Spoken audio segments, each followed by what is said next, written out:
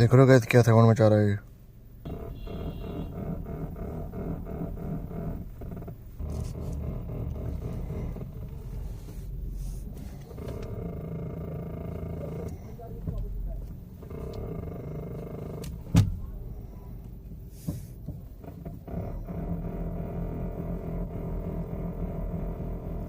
ये आवाज़ कर रहा है गाइस। अब इसकी आवाज़ थोड़ी बढ़ गई है पहले से। कमेंट सेक्शन में बताना आपको आवाज़ बढ़ी हुई लग रही है या कैसी लग रही है।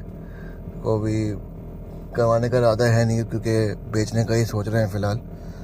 तो देखो कब बिकती है, क्या रहता है, किस हिसाब किताब रहता है और कितना इसको हम खींच पाते हैं, कितना चला पाते हैं। तो बस चैनल में इतना ही। चैनल को लाइक शेयर कमेंट सब्सक्राइब करके ज़रूर जाइएगा आप। ठीक है। 4 व्हीलर चला रहे हैं तो सीट बेल्ट ज़रूर पहने और 2 व्हीलर चला रहे हैं तो हेलमेट ज़रूर पहने। Bye bye, take care.